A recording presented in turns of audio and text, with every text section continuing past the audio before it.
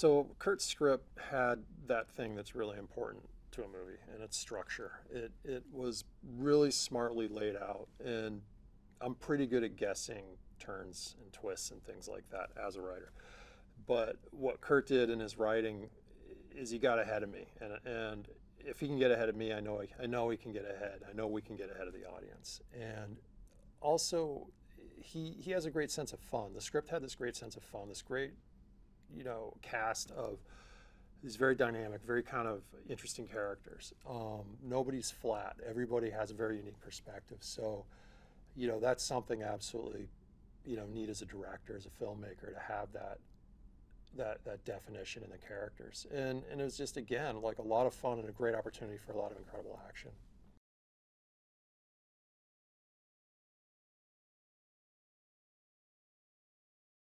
Emmy's FBI partner in the film is Bobby Nadiri, who's a great actor. I love using him. He can just blend in any role, and he becomes sort of this cynical, conscious voice about what are they doing, why are they doing it, and I think because what they stumble across is so big and so almost overwhelming that he gets a little scared by it. And whereas Emmy is really trying to solve the murder of her mother and has that personal stake, Bobby is such a great character where,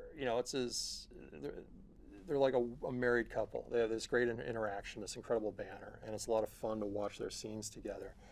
But they are on the tail of something big and something scary.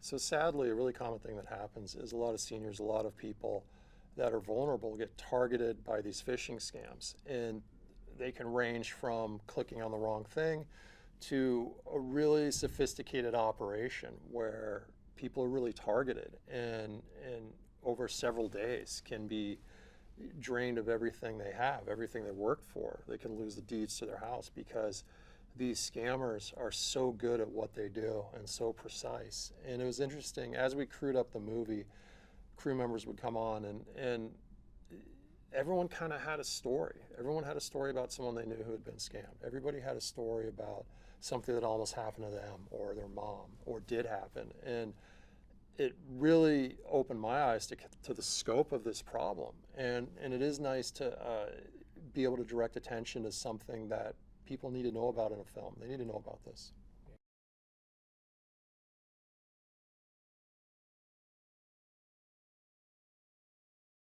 Very important characters in the film, and they're the bad guys. They're the bad guys, and because they do bad things and condone bad things. It's Jeremy Irons, who incredible actor, just a really gifted actor, and I was so honored to work with him, and it was such a pleasure to have him on set. He plays a former CIA director who has sort of come under the sway of a less than ethical crypto businessman, uh, played by Josh Hutcherson. And Josh really, I think, developed himself in an interesting way in this film because it's such a different character from anything we've ever seen him play. And he's such a good actor. Josh is an amazing actor. And then you combine him with, a legend like Jeremy Irons, and now you have this incredible chemistry, and you start to believe these characters. You start to believe them.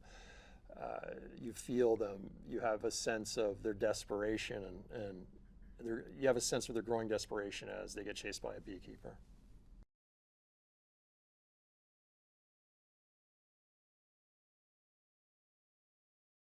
Yeah, so the idea, we had an idea with Jason, something we really wanted to work with, out of Kurt's script, that he isn't a gun guy per se. He's not running around with a weapon all the time. It's just a tool, one of many tools that he uses. And he may get a gun and take it apart and turn it into a stabbing weapon or a club. So it's kind of wild, to see these things happen in the film, but a lot of work went into sort of creating these moments and really getting that dexterity in the rehearsal.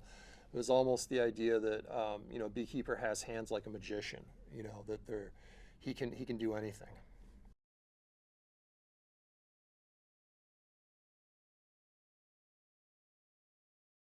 Jeremy Marinas, who was my stunt coordinator, fight coordinator, just did an incredible job there because it's coming up with the grammar. What does the movement look like? What do our fights even look like? Are they cowboy brawls? Are they Are they cowboy brawls? Are they more sophisticated? And we have very sophisticated kind of fluid action that develops. And the process is Jeremy writes action, shoots it on video, we present it to Jason. Jason has his ideas, and he's really smart, and he really knows what he's capable of, and want to make sure that that is showcased in these stunt choreographies. Then we practice and practice and practice, and then I figure out how to get a camera on it, and then you just grind on the day.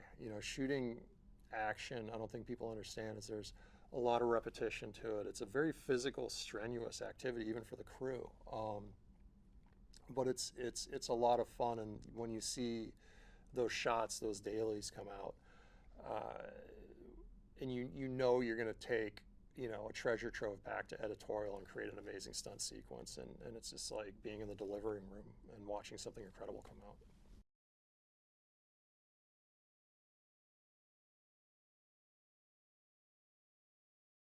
So Jason is very successful at upsetting the bad guys, and as he starts to dismantle their organization, they realize they need to do. As he starts to dismantle their organization, they realize they need to do something, and they need to do it fast. And they're sort of able to game the system, and they get a beekeeper to go after a beekeeper, and so Anisette shows up. She's the local beekeeper, and it's her responsibility now to take out Jason, who's retired. Beekeepers have their own politics, and maybe we'll learn more about that in the future. But it's a really wild scene. She shows up at this gas station with a military Gatling gun and then proceeds to just absolutely cause havoc. And it was a lot of fun to choreograph that fight. There's several rope pulls and special stunts we did, but it's just a lot of fun. It's a good popcorn moment. It's a great fight sequence. There's a lot of action. There's a lot of stuff happening, and just to keep it exciting, we blew the place up at the end too, which was, I think, our last shot of the night, which is generally what you want to do when you blow up your set. And that gave us a nice fireball about 5 a.m. before the sun came up, and we went home. That was a tough day.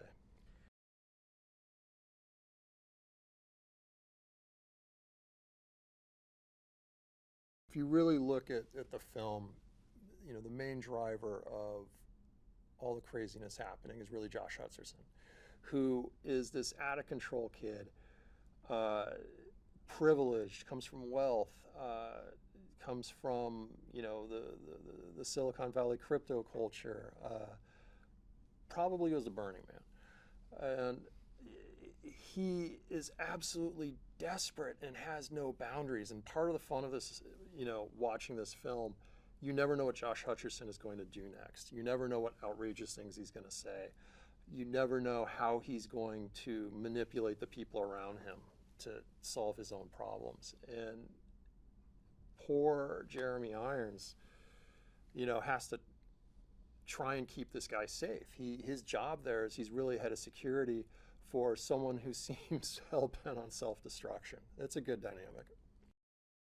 There's nothing more thrilling for me as a director to have an incredible actor come on set. And this was a great opportunity to work with Minnie Driver. And she has a small but incredibly important role in the film. And I find that, when you cast powerful people, when you cast government officials, it's important to cast an actor who feels like they have the gravitas and horsepower to really be that person in real life. And Minnie absolutely, she plays the head of the CIA. I'm gonna give it away here. And I buy her in that role 100%. And what she says tells us a lot about the beekeepers, that maybe there's more going on between the government and the beekeepers than we know, and that we probably shouldn't mess with the beekeepers.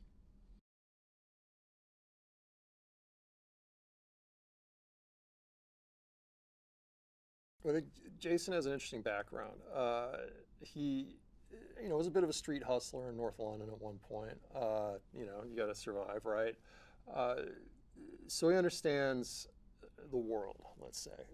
And he was a Muay Thai fighter, a kickboxer, gifted kickboxer, and a diver.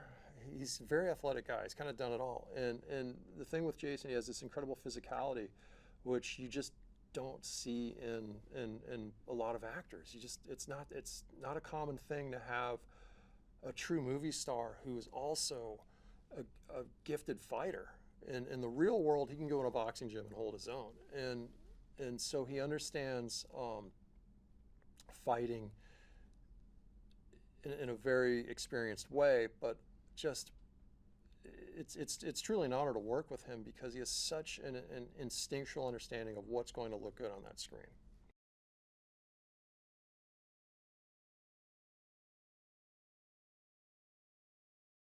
For audiences, when they go and see this movie, it's really about going to the movies. It's about great acting, great action, cinematic visuals. It's about intricate characters that bounce off each other in fun ways. It's about being thrilled. It's about being scared for the hero and not being sure if he's going to make it, and then he makes it. So I wanted to create a Jason Statham movie where he takes us on not just an action journey, but an emotional journey. I wanted this to be like the action movies I grew up on, that when you watch them, there's something really satisfying about how they resolve. You feel like you've watched a movie when those lights come on at the end.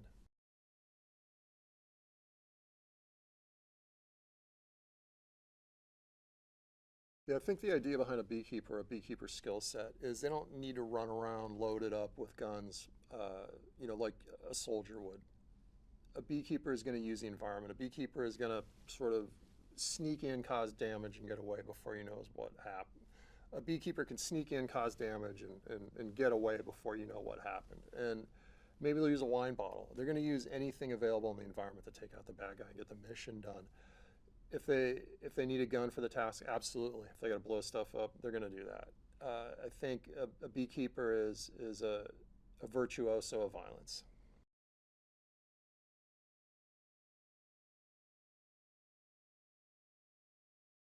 When I went and made this movie, I realized how little I knew about bees, and they're pretty fascinating.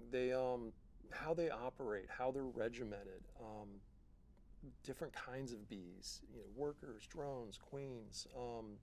There's bees with specific functions, and in a sense, there are warrior bees that'll go out and fight when there's a threat to the hive. And so a beekeeper understands all of these things. A beekeeper knows how to change the queen if there's a problem with the queen in a hive and preserve the hive. A beekeeper knows how to move a hive. A beekeeper knows how to handle the hive. So it's interesting because I read something that the bees aren't necessarily conscious of a beekeeper when a beekeeper shows up. They don't see the beekeeper. So the beekeeper is almost like this force of nature, this invisible force of organization that is shaping the reality of the bees, and the bees aren't aware of that. And it's such a great idea to play with, the idea of governments and who fixes things and who has a vision for society and how to help people.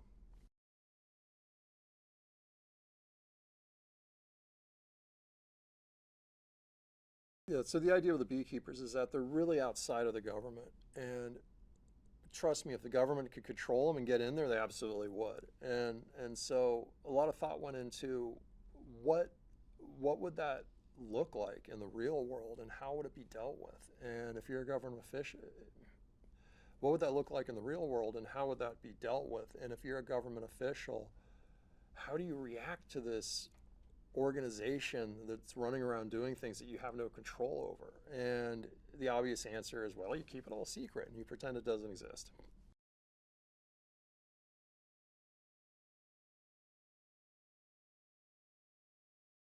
So this is the first time I worked with Jason, and it's you know instantly on set how that's going to unfold the first day.